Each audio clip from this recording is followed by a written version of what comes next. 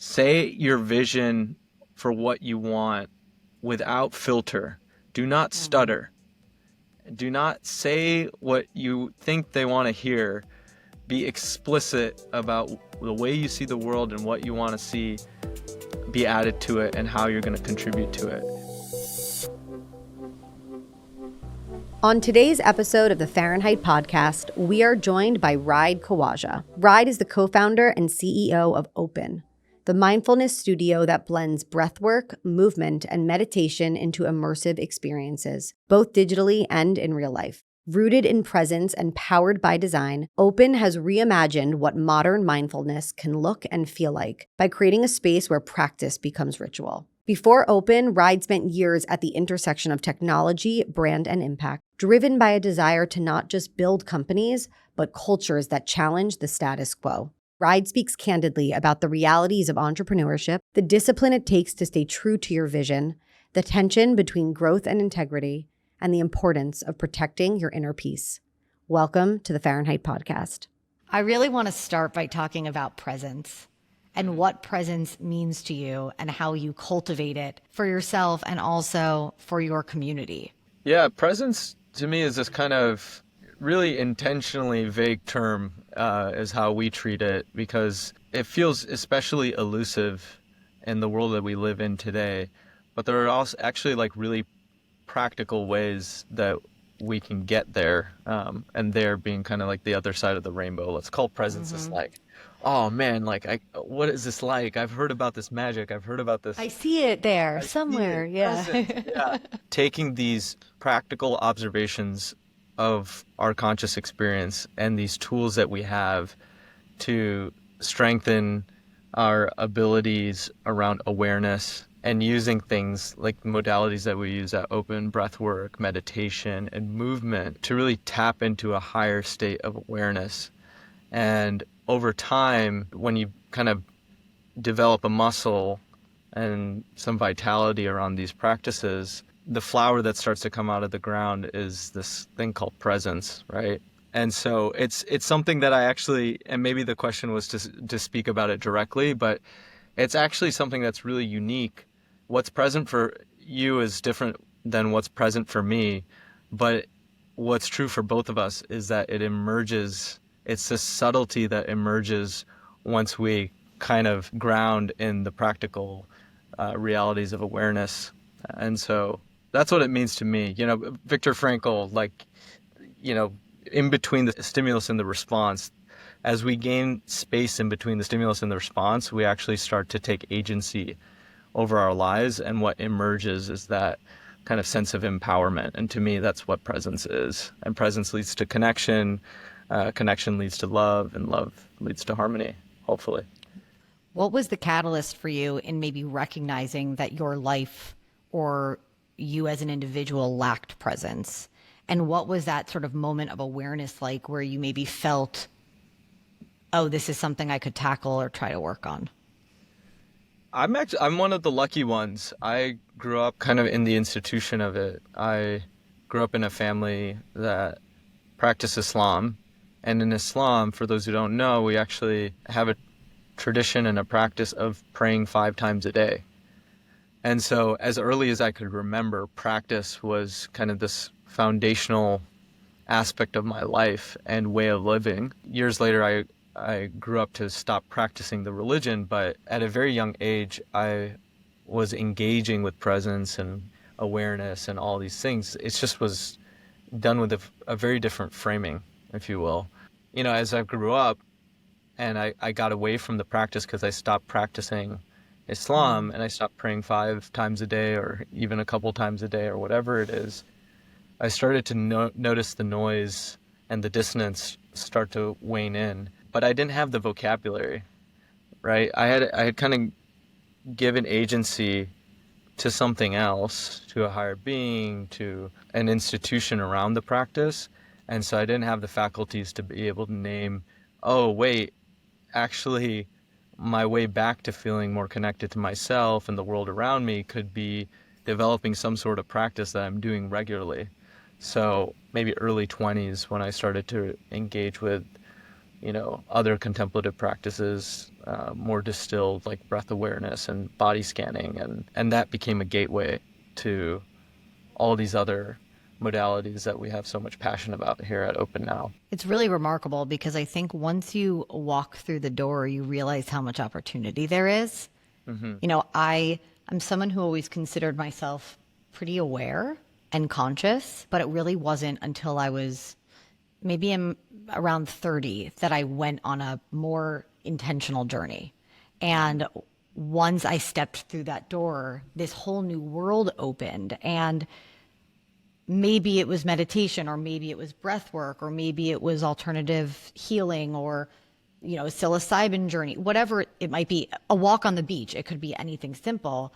While the modality or the framework changed, and while some of those things really connected with me and some I find far more difficult, the sort of consistent thread through all of them was like, one, the intentionality, right? The taking of the time to be present, to create the space for connecting both within myself and I think also within the world or the landscape that I was in at the moment. And two, I think the act of, in a way, self-love, right? Like by doing this for myself, by creating the space, by taking this time, I'm doing something that is for myself. And there in of itself, in essence, is self-love.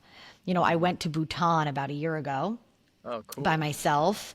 Thank you so much. And I did Tiger's Nest, you know, with a guide, but I was in essence alone. And I remember walking up the mountain to Tiger's Nest thinking like, this is meditation, right? The act of walking, the repetition, the behavior of sort of being in my body and being alone and being present. For me, I actually find hiking to be a form of meditation that really works for me. Right. I'm someone who I think needs to be a bit more active, or at least today where I'm at in my journey, I need that active participation.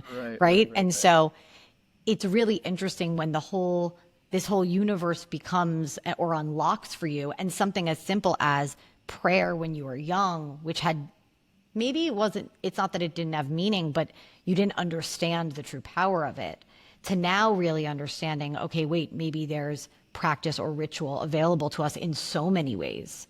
How do you guys think at Open about sort of what falls into the framework of the modalities or the techniques that you're going to bring to your community, and maybe what doesn't? How we think about what practices play into the sphere we're truth seekers. If something has a positive impact on your mind, your body, and your spirit, a tool, a technique, a philosophy, and we go through the vigor on the back end, you know, to validate and make sure things are researched, either from an academic standpoint or through a more Gnostic standpoint, whatever it is, we go and we hit the lab and we do the truth seeking so that by the time we put it in front of somebody in our community, that we know it's something that is really directly impacting people's lives in an observable and most of the time measurable way. So that's like kind of the really tactical response. But what you were getting at was a through line that's really powerful, right? Before starting Open, I think I got 2 of my friends to meditate over the course of like 10 years, which is really cool because that's high numbers. Yeah. Yeah. But like, you know, now we have, you know, last month we had many hundreds of thousands of sessions logged with Open, and I couldn't get 2 people. That's more personal anecdote. But the through line that I want to speak to is that so often when I would try and, because it was having such a positive impact on my life to, you know, train my awareness, sit with these really simple techniques. I was trying to get other people to do it. And so often they'd be like, you know, I don't meditate, I swim. I don't meditate, I run. I don't meditate, I walk. I was like, yeah, well, actually, Like, yes, but there's mindfulness in that experience. And when you start to train your awareness and you start to notice where mindfulness is taking place all throughout your life, right? And when we do that, we are actually, like, when we broaden the definition, and that's why we ground as a mindfulness studio. We don't ground as a mindfulness studio because all we do is practice mindfulness technique, open awareness, whatever it may be. We ground there because we're actually saying, hey, the base layer is actually awareness. It's the diagnostic. And from there, you can take stock of where you're at and decide what actions and what modalities you want to engage with to get to the other side of the rainbow, whatever that is for you. And so the through line, if you can communicate that as a brand, if you can communicate that through line and say, hey, these are actually not disparate things. Not one of these has to be the panacea for your life. That they can actually be in harmony with one another. They can work in concert with one another, and dare I say, be even more potent if they're put together in a way. Then you broaden the definition of what it means to practice towards your well-being. And rather than being adversarial, they actually become allies, and they all become tools that you have on your side. And the key here, and this is a really important part, is if you can take things out of kind of the lineage mindset and you can embrace the output, 2024, Homo sapiens, the consilience of all our knowledge and all the facts that we have in front of us, if we can just call those all universally ours, then we would instead not be worried about citing sources of how we came to this knowledge, but we would be really compelled and interested in figuring out how we can simplify and curate these experiences in a way that make it really accessible for people. And we find that we do that by breaking things down to their atomic level and actually empowering users, our community, with the words for themselves, so that you're not just going to do a yoga practice, but you're actually going to engage with your mobility and your conditioning, and you're going to practice awareness, and you're going to use breathing to regulate your nervous system, and you're going to engage with sound to get you into a certain brainwave state. And when you start arming people with that kind of language, then they can actually see that through line for themselves, and then they start to see their whole conscious experience in a new way, like you said, right? It's just like you kind of opened up to a reality. There's a whole spectrum to the human experience, but it starts with this binary on or off switch, and you either have your eyes open or you don't. And so that awakening is kind of to take it back to the word of presence, I've found that's like the fountainhead to that kind of binary step function. No question. I work with this mindfulness teacher. She's a professor at UCLA. Her name is Mitra Manesh. And she once said to me when I was like really going deep into the beginnings of my journey, she said, once we open this box, you can't close it.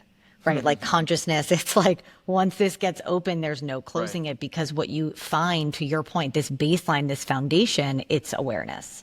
What you then do with your awareness is choice and will and all these other things that we could probably spend 4 episodes just and on mistakes.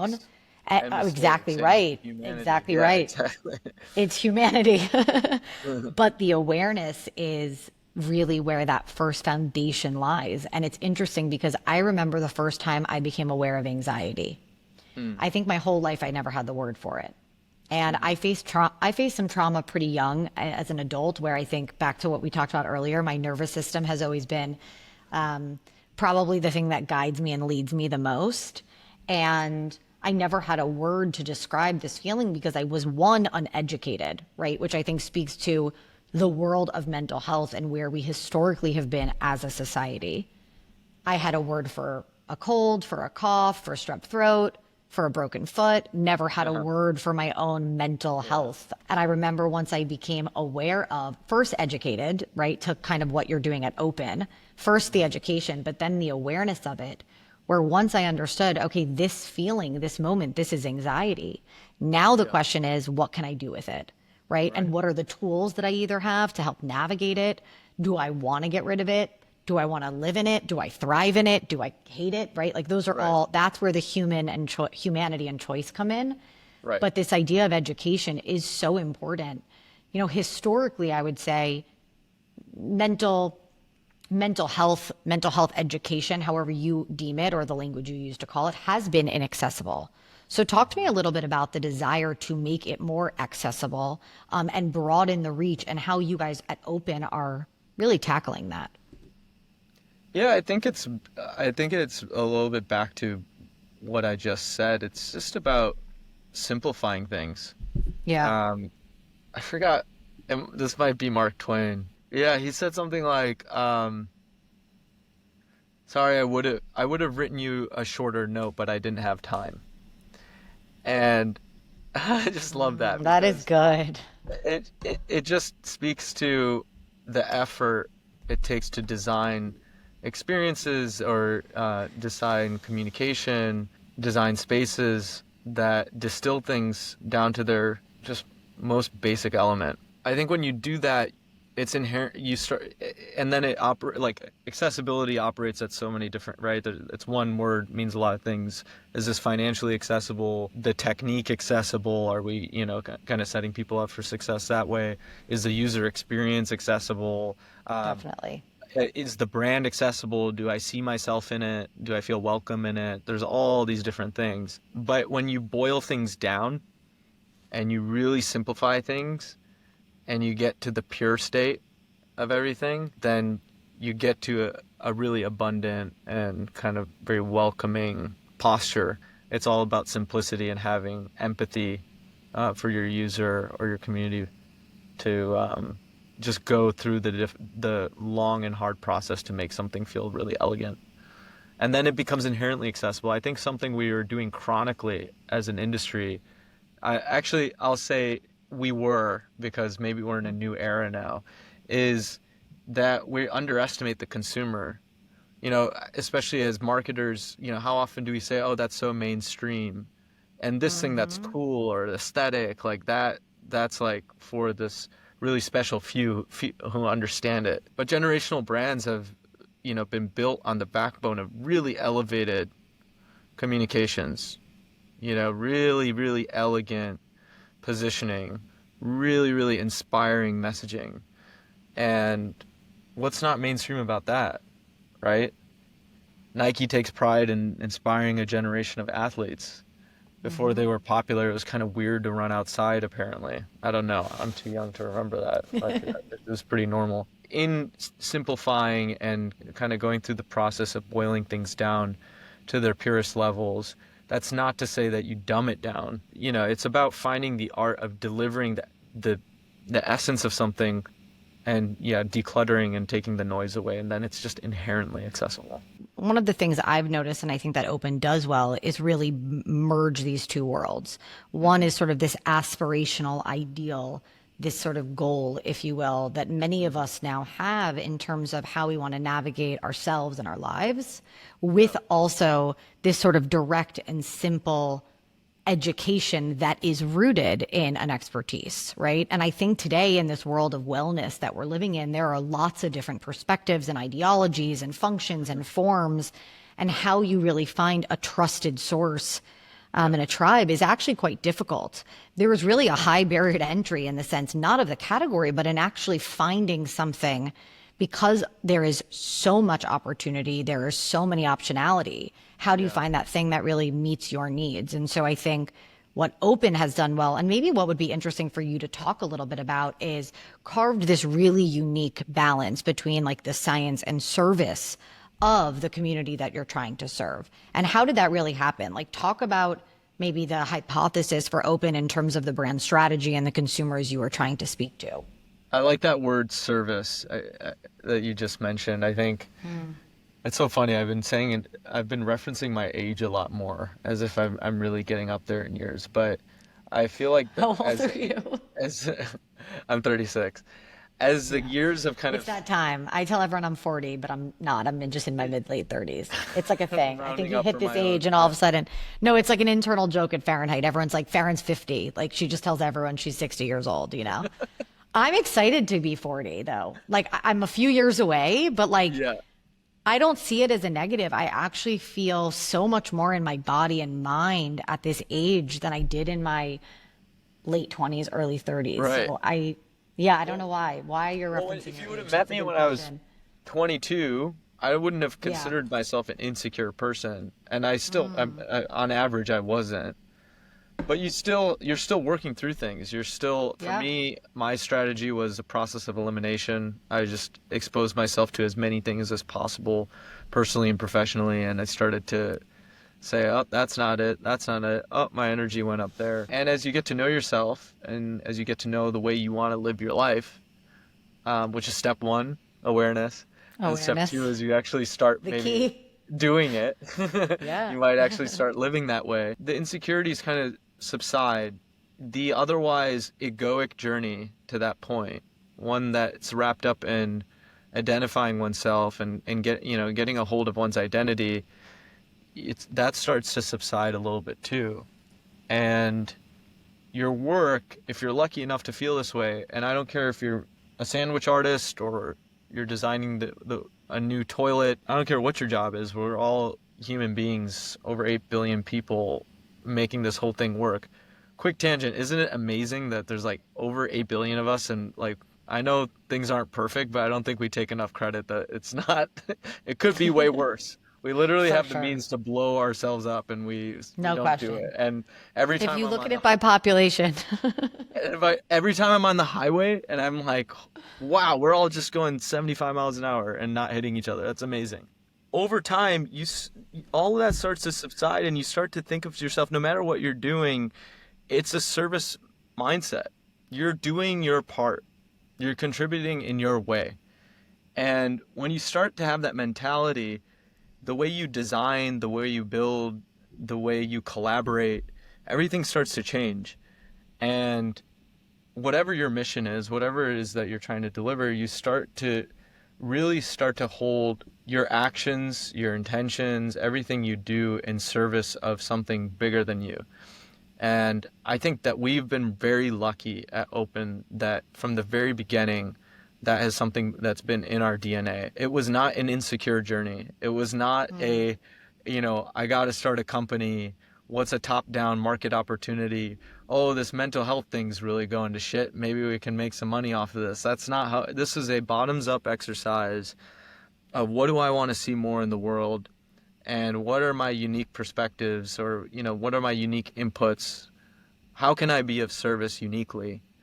And I think that is what you're seeing, if you're appreciating, or if anything's resonating with you from the design to the way that we show up. I think that we're very lucky that we started from this place that was really earnest and really focused on principles of design that were not cluttered with ego, but were in service of something bigger. One thing that's really difficult in the beginning for any startup, for any brand, is, I feel, to have discipline, right? Because in the beginning, you inherently sort of want to grab at the gold. You want to rush at opportunities. You're hustling. You have that like energy, that startup energy and culture, which can really be a wonderful tool.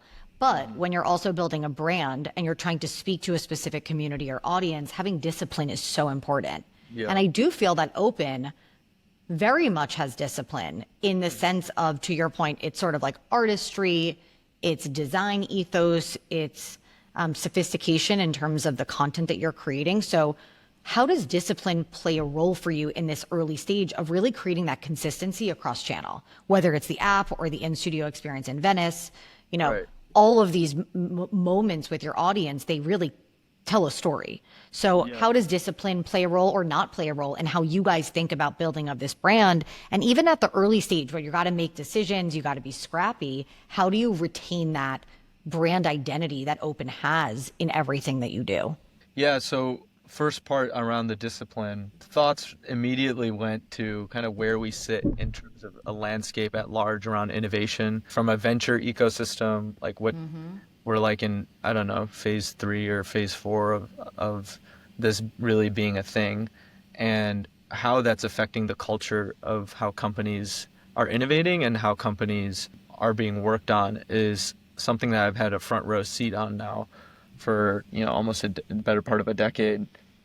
And one of the false things, to be a bit critical, got in the way of building truly like iconic and generational brands that will stay in service of people for decades to come, is that somewhat arbitrarily the exit became the kind of finish line and the priority for a company. So somehow, in a 7 to 10 year time horizon, companies are really being pushed to get to an exit scenario and do so at all costs. And this really tests discipline. If you have a founder that is thinking on a time horizon of, 30, 40, 50 years, or even 10 to 20 years, but they have a board and they have stakeholders that are thinking on a 5 to 7 year horizon, then what starts to happen is you start to get pushed on strategies that will, hopefully grow you fast enough to get to those scenarios that are more financially motivated for the near term.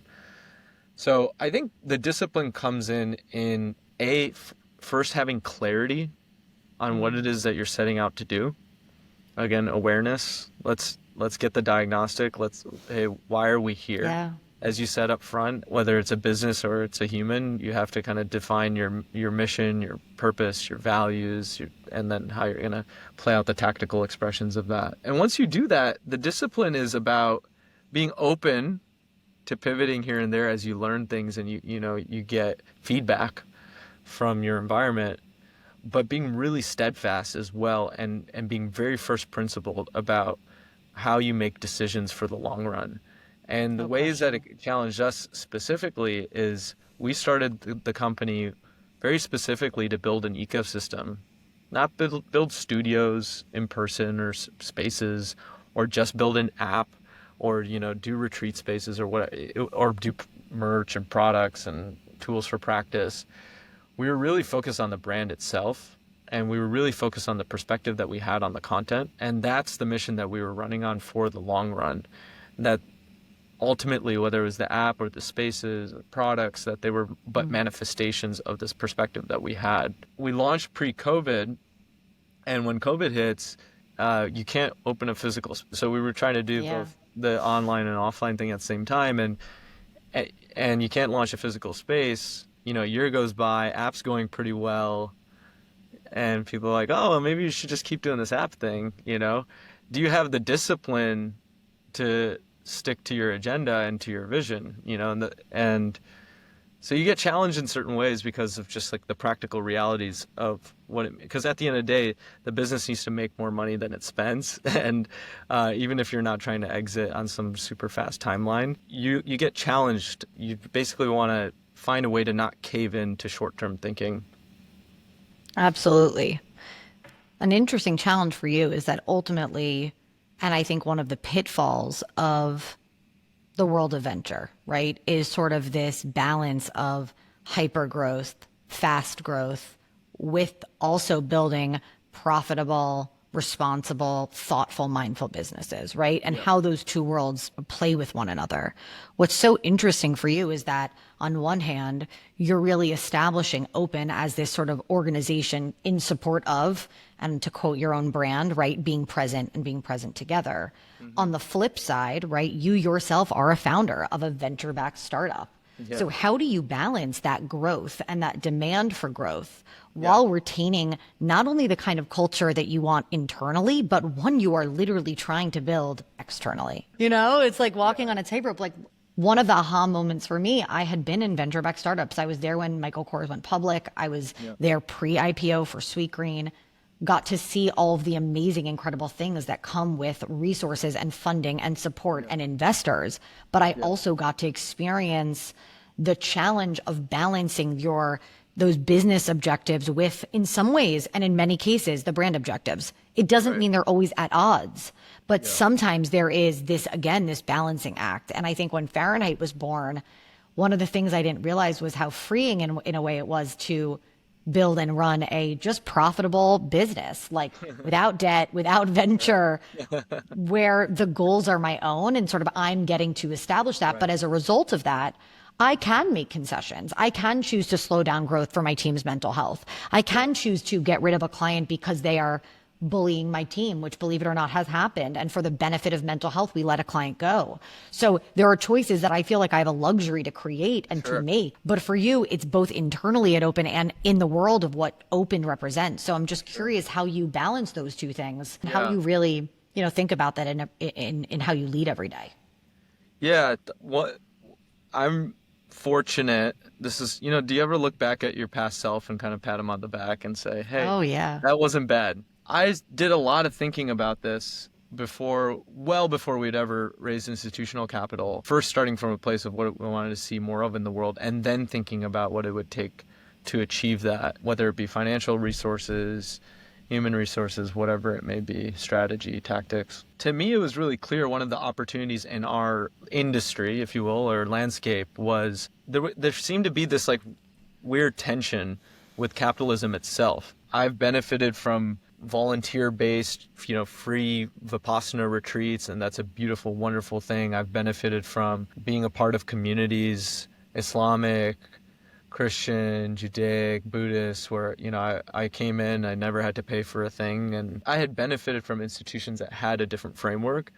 But I was really specifically interested in engaging within the framework of capitalism, and I kind of embraced that from the get-go. Yeah.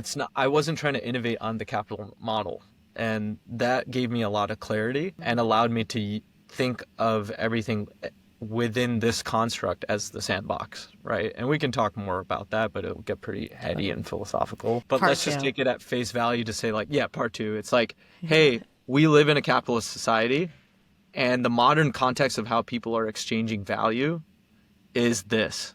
So let's play in this sandbox, right? Yeah. Let's not be inaccessible. Over 2/3 of the country identifies as Christian, total population. Roughly the same amount of Gen Z identifies as non-affiliated, meaning they not atheists. They believe in something, they just aren't identifying with something specifically. There's something going on there, right? But they are engaging within the construct that is capitalism, and people are exchanging value. So for me, that part felt really clear. The second part is, okay, what is it that you want to build? Oh, okay, do I want to build a single space? At the time I was living in San Francisco. We ended up launching our first space in LA, but do I want a single space? Do I want to be at the front of the room? Do I want to do this guru style? Like, what, do I want the app to be for a small community? Do I want it to be for the state of California? Do I want it to be for North America? Do I want it to be a global? And, when you start answering those questions, for me, what felt really big and what has always excited me, if you start to follow the history of how I've been making decisions for a very long time, is I've been fascinated by scale and reaching a lot of people with kind of inspiring and authentic things for as long as I could remember. And so I wanted to bring this thing, this really exciting thing, to as many people as possible. So I had this big audacious dream, which required an irrational amount of upfront capital to ensure that it saw the light of day. And so when you think about venture as a means, not as a destination, if you think about capital partners as true partners, not as names that you put on a TechCrunch article, then you start to play the game differently.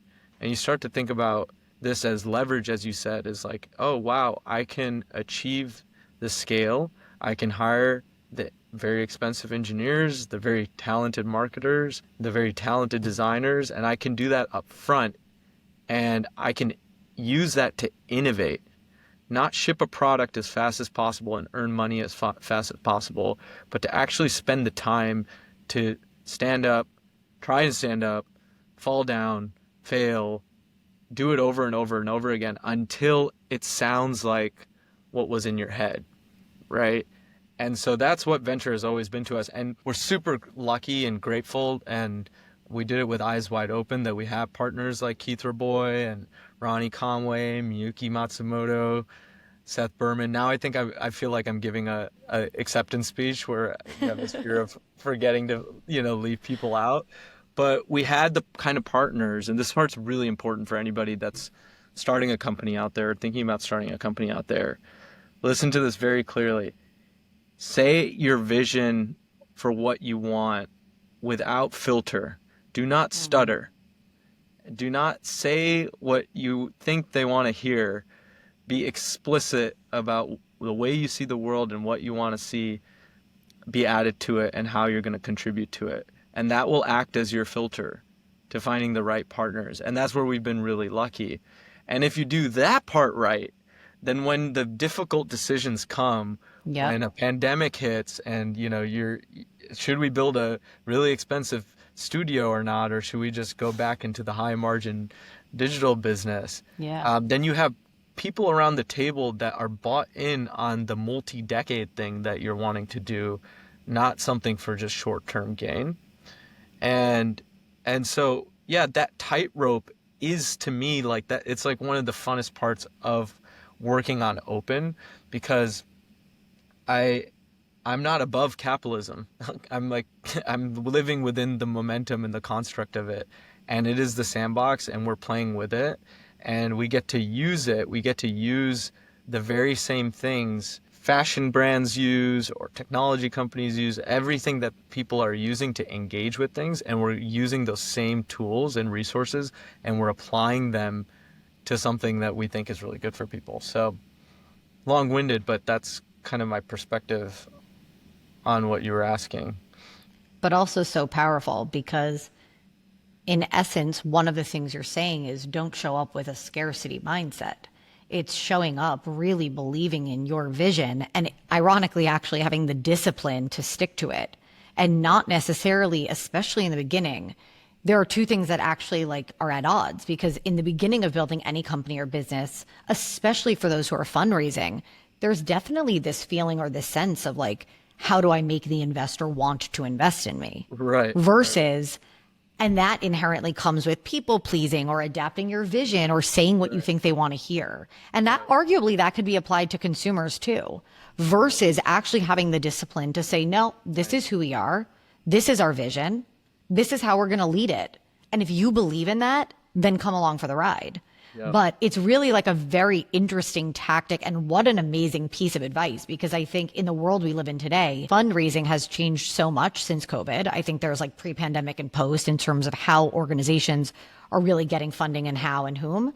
But I also think there is really this sense of, how do I please the investor? When the reality is it's actually, how do I please my community? How do I serve my community and my audience? And if I'm sticking to my guns and I'm having the discipline, all of those pieces will kind of fall into place, which is a really nice world to imagine.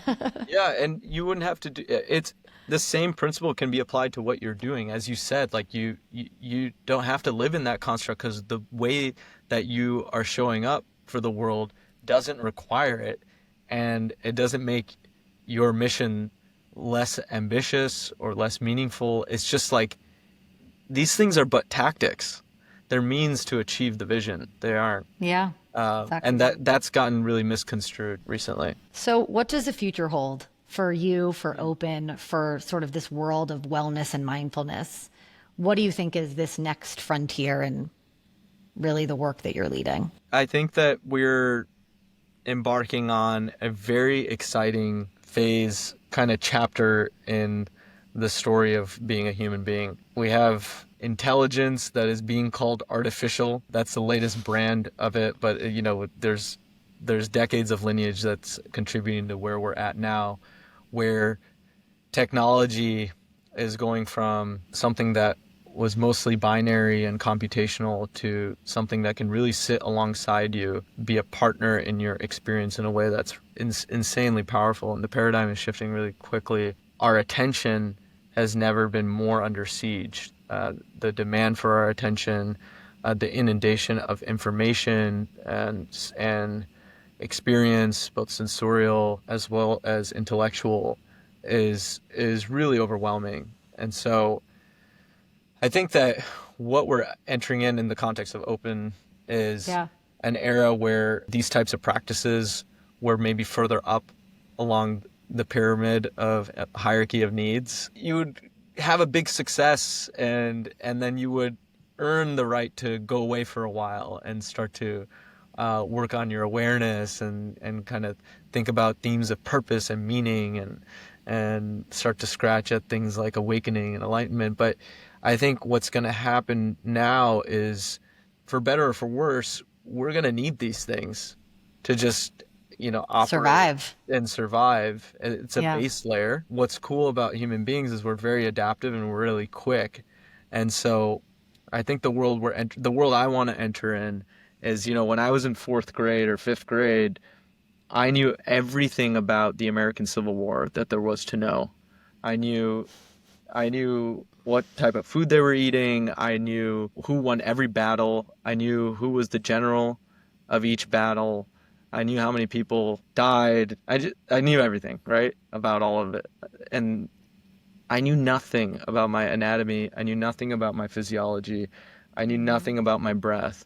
I wasn't being I knew nothing about secular wisdom and practices, and I think we're entering an era, we're already seeing it. This is going to be just imbued into our lives in a way where, yeah, I think it's just going to be a really powerful thing. That's this through line, this thing that we're able to speak to because we have so much experience with the subject matter, I think is going to be very mainstream, if you will. And so I'm really excited for that, because this is far from a winner takes all thing. Like, many people need to stand up and develop brands that are going to speak to people in different communities and different niches. And I think there's just going to be an omnipresence to these types of practices, both in person and online. And we're going to have a generation that is going to be hopefully fully serviced to all of our needs around it. The power is also what happens outside of the mat or the space or the moment, right?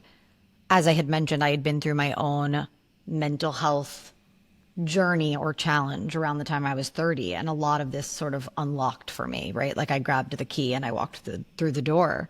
And the thing I never really anticipated or understood then was what would happen to me, like, outside of the space. Like, I knew I could tap into a yoga class or a meditation or go on that hike in Bhutan, but what the ripple effect of what that created in my life. I talk about being a mindful leader. Really, all that is actually me taking my personal development and my personal work and realizing I actually can't exist now without it. Meaning, I can't show up as a boss at Fahrenheit, as the leader of Fahrenheit, and shut off that valve or close that box of my own mindfulness. Right. So now when I'm making decisions with a client, at work, on a project, with my team, it's always through the lens of, like, those muscles that have been built in me for now having a decade of growth and of learning. So it is really powerful to think about this space that Open is creating. And again, not just the learning that is happening in that present moment, but how that learning will really, like, infiltrate us out in the real world. And to your point, really living in this world today that we live in, like, for me, there's something I studied authenticity in grad school. I went to NYU grad. I studied authenticity. Wow. I don't know why. Now I look back, I'm like, who was she getting a master's in authenticity? But I did. And one of the things you realize is actually authenticity and presence are interconnected. You really can't have one without the other, because what is authentic is actually what is present in the moment where it is beginning, where it is happening. And it is reality that we live in a world of connectivity, of phones and social media and connection and listening and all these things that in some ways we are creating a challenging human experience.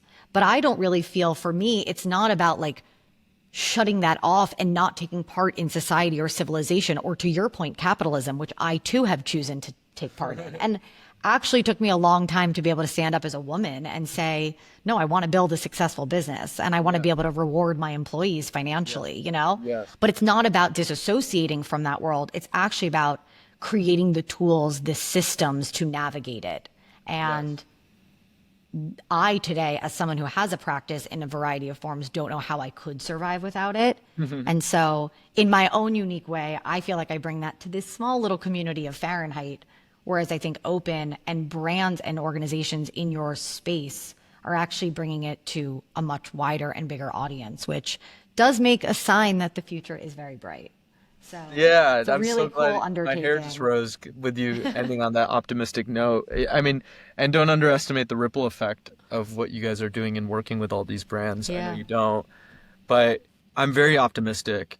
And I think sometimes mental health as a conversation and really as a brand up to this point, because it deals with themes of depression, anxiety, loneliness, stress. These are all kind of the ailments of not having nourishment and kind of fulfillment from a mental health standpoint. But there's also an aspiration to your mental health. There's also an aspiration to your health, right? And life can start to feel really magical on the other side of it. And so I think there is a balance, and it is possible to have empathy and be in service for those who are struggling, as well as holding space for that escape velocity and all that life has to offer on the upper ends of the experience we call life.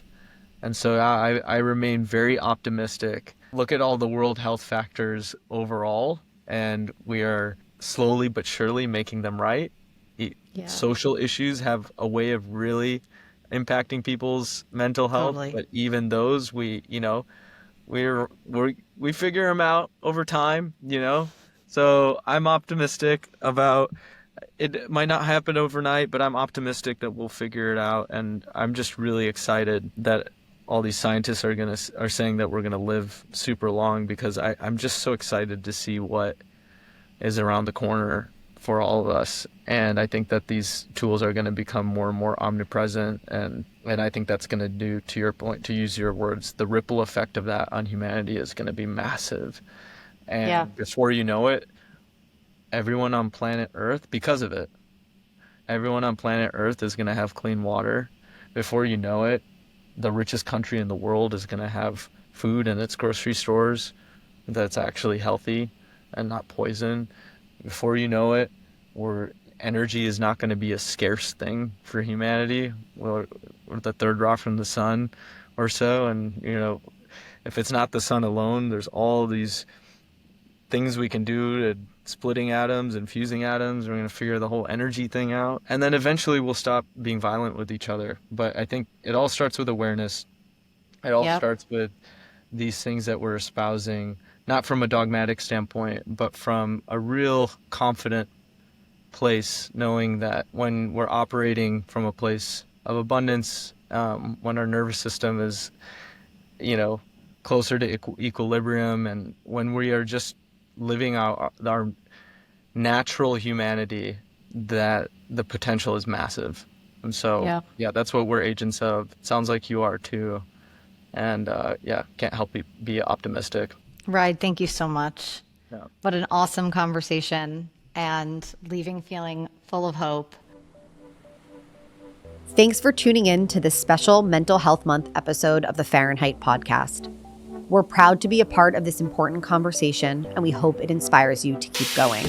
Don't forget, Season 4 of the Fahrenheit podcast premieres this June. Be sure to subscribe on YouTube, Spotify, Apple Podcasts, or wherever you listen so you never miss an episode. See you next time. If you're going through a tough time or struggling, you are not alone. You can text HOME, HOME, to 741-741 anytime to reach a trained crisis counselor. It's free, available 24/7, and completely confidential.